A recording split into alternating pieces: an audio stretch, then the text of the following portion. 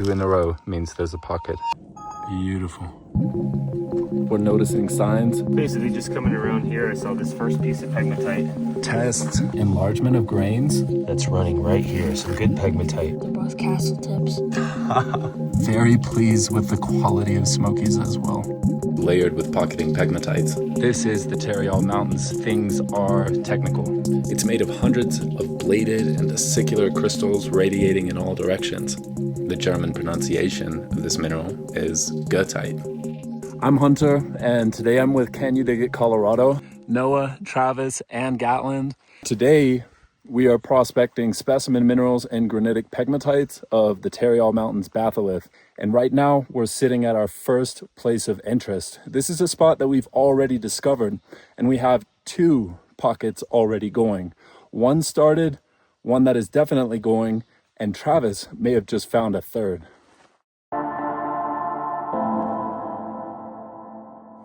Basically just coming around here, I saw this first piece of pegmatite laying here, and then right below it, you can see we got some smoky action going on right through here. This looks to be fresh, at least that's what we're hoping, so we'll dig this out and figure that out. But this is the first thing I saw, just shot my eyes over when I started seeing all these nice little faces. Yeah, it's and on the bam, bottom. and then he just pulled this piece out, and you can already see that we have vugs and small little smokies chilling in there. So We just got our biggest rain event in the Tarryalls of the year. So a lot of soil has been washed over the rocks, and good eyes Travis spotting that beautiful cluster and pieces of pegmatite we're gonna test here.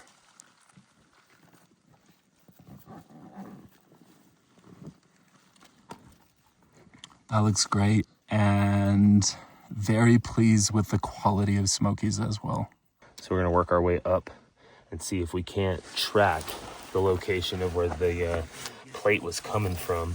I don't believe it to be too far because, you know, the smokies were in pretty good shape and minimal damage. And that's been the nature of every single piece of float found on the surface at this location. The first pocket took 2.5 hours to get to the origin of. The second one, 45 minutes, and we're still just entering the origin. And here, who knows how far we could have to go to get to the pocket, but that's prospecting.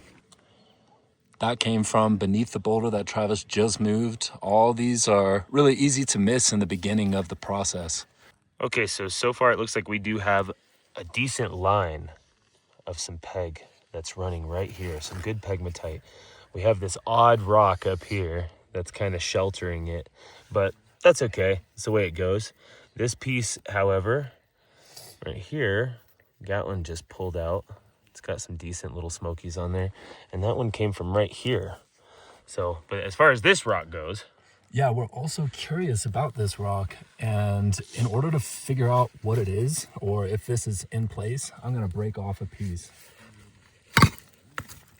And we can see on a freshly broken surface what it is. And it looks like we do have enlargement of grains, so this could be a potentially graphic zone turning into a pegmatite. Travis's wife is on the phone. Say hey, Chelsea, to YouTube. Oh my gosh, hi. So we continued digging down right here, and the pegmatite just got smaller and then eventually disappeared. So we started moving soil from above the rock, and Travis just pulled out a really nice, larger section of pegmatite. So this is our direction now. We have lost all signs, so a potential explanation for the first cluster that Travis found on the surface down here was that the pocket grew fatter in this direction. And we found the pegmatite, and it got smaller and smaller and smaller until disappearing. So the pocket may just be eroded. And then up above, that pegmatite may be from a separate origin. This is the Tarryall Mountains. Things are technical.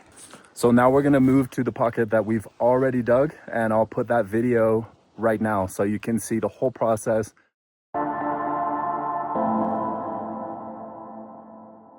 It was at this location on the slope when all of us were noticing signs together, pretty wide across this slope. So we started doing some tests all the way down here, and we're gonna work all the way back up to the pocket that we've got going now. Test. Sometimes it's a long process to find the pocket, but it is picking up steam. Is she ready to go? Oh my gosh.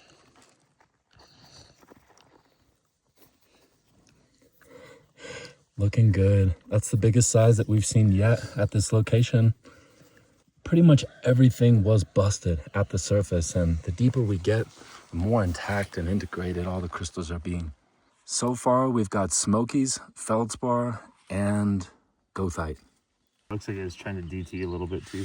And this is the goethite, so it looks a lot different when it's cleaned up, very silvery, metallic, and it's pretty hard to recognize when it's got the dirt on it because the crystals are so intricate and detailed. But this will be black and nice and lustrous once it's cleaned up, and you can definitely feel the difference. It's got a high specific gravity, so it's a pretty heavy mineral. Spaceship.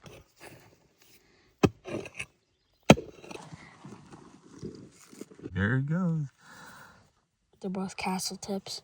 I'm not sure I've ever seen a worm tucked up in a freaking matrix ever. And yeah, he's been enjoying his little Crystal his little castle. kingdom in here.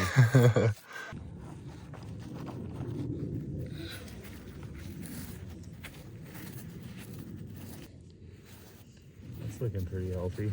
This one from here, good matrix piece with clay packed into the cracks, some feldspar on the side. We did just see a goethite and another good clean smoky right behind it. You know what, fine. I still get more than you. And that is a big cluster of goethite. You can see the fibrous texture. My phone flipping died. It's a good looking piece.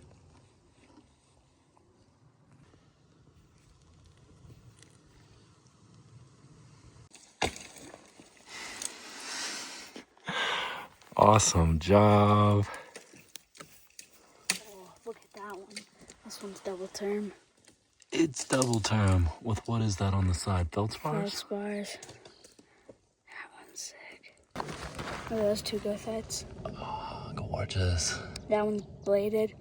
We can only fit one person in the pocket here, so we thought we'd find another in the meantime. And tracking up the slope, Travis found the first sign, and working together up the hill, doing tests intermittently. We're working here and noticing some differences in soil chemistry and attacking it from multiple positions. And at depth, we are getting smokies here.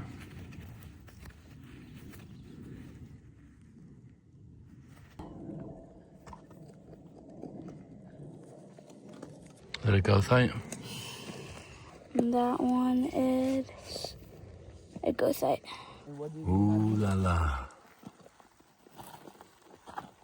New arrivals. The birthday cake. Oh, wow.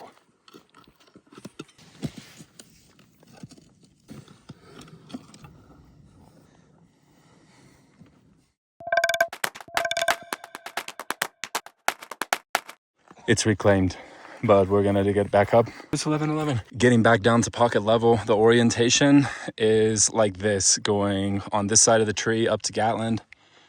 Feldspars, nice. And we just got a smoky fresh, so we're gonna keep going right into this section.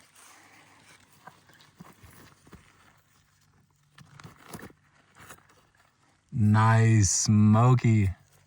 Oh, yeah. Oh, goethite. Sick. I don't think we've got any fluorite yet. Now that's a definitive fluorite. It's a goethite. That's a big ball of goethite. Gatland just got this one. I'm continuing here. I'm getting pieces of pegmatite, and Travis is working on the other side of the tree, and he's also getting pegmatite with vugs, and with the eagle eye, he just found a piece of fluorspar. So this is what Travis is working with on the left side of the tree. Giant piece of peg. That could be good. Got vugs down here in this pegmatite, but they're small, and we've been finding good sized crystals on the surface level. So it's likely that these pegmatites are layered. Now that's a definitive fluorite Travis just pulled with a smoky beside it. These are all coming from the same area. Both of us are observing this is a really sporadic peg, just filled with vugs in different places, all small. And this one was right there. This is kind of what we're talking about.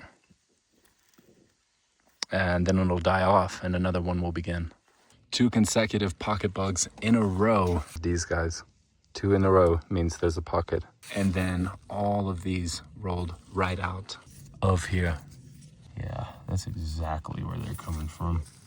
Now that we got fluorite coming out, you don't want to miss any of that. That's a smoky.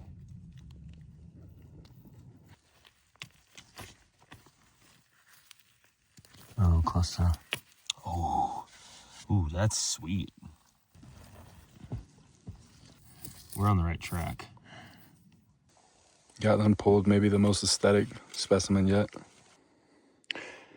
We were really thorough at this location. We did find fluorite cubes as well as some smaller smokies and then the pegmatite. But it just opens and closes at large intervals and small vugs. So we've reclaimed it and we're gonna move down to the larger pocket. Directly down beneath the dead tree, there is vuggy pegmatite and smokies. This one double terminated.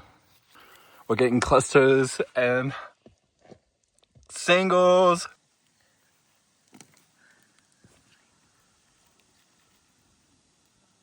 These were the smokies from today, and this pocket discontinues going deeper. So it may open again, but we'll leave that for the next person and reclaim for now.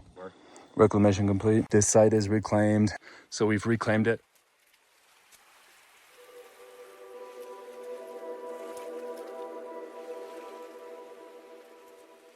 This sequence of 3 pockets demonstrates how pegmatites can vary from one to the next. The second and third pegmatites hosted a series of small pockets, while the first was a single large pocket. Each cavity occurred on a separate vein, meaning the granite bedrock of this area is layered with pocketing pegmatites. They were only a few meters apart and parallel to one another, or in other words, had the same orientation. The microcline feldspar from these pockets is unique in that it forms beds of small white blocky crystals. The smoky quartz crystals are all dark and show signs of disturbance or multiple growth episodes since many are double terminated or healed. Perhaps the most unique component of this pocket, though, is this black metallic mineral. Travis is good at seeing through their dirt disguises, for he's shown me many extraordinary examples he's collected in other places. Since this is the first pocket I've shown of this mineral, I believe it deserves a formal introduction. First, the name and its various pronunciations. The mineral was discovered and named after German naturalist Johann Wolfgang von Goethe. Naturally, the German pronunciation of this mineral is Goethite. American pronunciations are Goethite or Goethite. All are correct, and you'll hear me flip-flop between them. Let's talk about pocket formation and where Goethite fits in the mix. Adapting the law of superposition and cross-cutting relationships, we can determine the formation sequence of these minerals.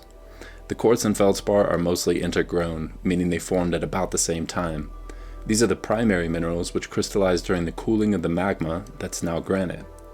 However, we found that the goethite was only growing on top of the quartz, either as crusts, mats, or radial sprays. And this arrangement is possible if the goethite crystallized through a secondary mineralization event, and this leads us to formation geochemistry. Pegmatites of Pikes Peak batholith form from evolved magma compositions. Evolve means they've gone through a process of chemical separation until becoming rich in silica, and a silica-rich magma forms silica-rich minerals, which are often light in color. Does goethite look light in color? No, so let's have a look at its composition. Goethite is an iron oxide hydroxide mineral, and there is no silica in its structure. So this mineral did not form alongside the typical pegmatite mineral assemblage. Instead, it precipitated through a totally different pathway. Let's diverge for a minute. On the New Mexico Bureau of Geology and Mineral Resources website, mineral collector Raymond Berry reported results of his mineral analysis on onegite from the Pikes Peak region, Onegite is quartz with goethite inclusions, meaning they formed together. And looking at onegite from a similar region helps constrain the crystallization conditions of goethite. He had fluid inclusions on the onegite tested and determined it formed around 40 degrees C, or about 100 degrees Fahrenheit, which is crazy low temperature compared to pegmatite. So the goethite likely formed many millions of years after the magma had turned to rock and is not genetically linked to the original emplacement of the granite. Berry suggests a formation depth of around 1.4 kilometers considering the geothermal gradient. Geothermal gradient is basically how the temperature of the earth increases the deeper you get. And for context, like 1.4 kilometers is not very deep. Pikes Peak batholith, this whole formation that's producing these smoky quartz and microcline crystals, those crystals formed around 4 to 5 kilometers deep. So this disparity in the formation depths of two different minerals has some implications. It means that there was a major time gap between the formation of the pocket's primary minerals and the goethite. It's hard to say whether the formation is related to uplift or not, but the iron-rich solution had to come from somewhere. So where?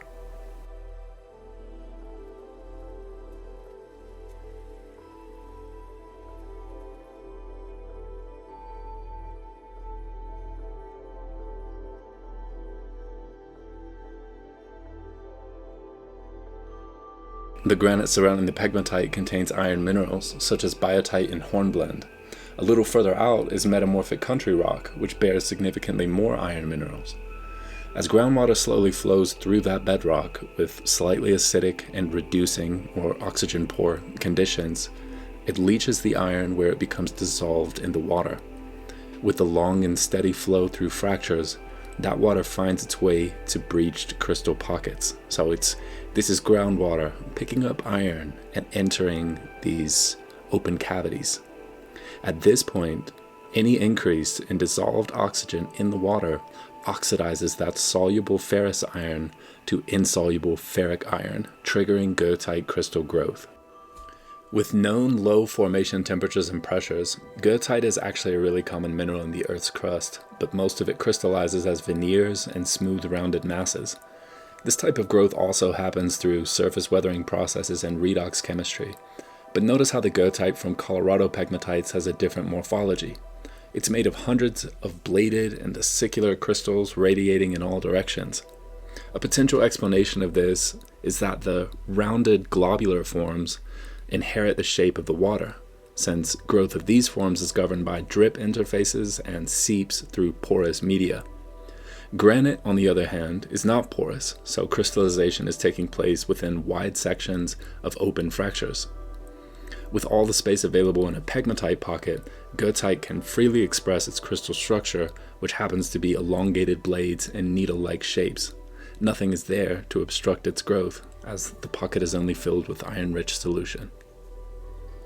The final mineral is fluorite, which formed in the second pocket. It doesn't have other legible minerals forming with it, so it's hard to say exactly where it falls in the crystallization sequence. Fluorite often occurs as a primary or late-stage hydrothermal mineral in Pikes Peak batholith, so this is most likely one of those examples. I did find this specimen from a pocket nearby though, which shows the relationship between the fluorite cubes on the bottom and the goethite on top. So fluorite came first and then goethite after, and I think that this is going to be the sequence of mineralization in most pockets of Pikes Peak batholith. I'll share the discovery of this crystal bouquet soon. A final morphological detail worth mentioning is that these clusters have hollow cores. Growth has to begin somewhere, and that's typically on top of something else. However, looking at the inside, there's no geometry to indicate what it grew on top of. There's no signs of solution etching or alteration, so I don't think they've been modified since forming. Additionally, while chemically cleaning these, I noticed that they're really quite stable. So what I think happened is that this structure recorded the turbulent flow of fluid entering the pocket. Imagine water is traveling through a bedrock fracture and enters an open cavity. The flow velocity slows down in the same way that a river does when it enters a lake. And this increased residence time provides a window for iron oxide minerals to precipitate. So it seems likely that this structure began forming as a microscopic film right where the fracture transitioned into the pocket. The best explanation I can come up with is that it formed around the fluid conduit, building on itself as a sideways stalactite projecting into the pocket. Based on what I found in my research, there's only about 5 locations in the world where goethite blades can grow to any significant size. And of all the photos I could find, the largest and best quality bladed specimens come from Pikes Peak batholith in Colorado. It's here where nature made little geochemistry labs where iron could crystallize beautifully.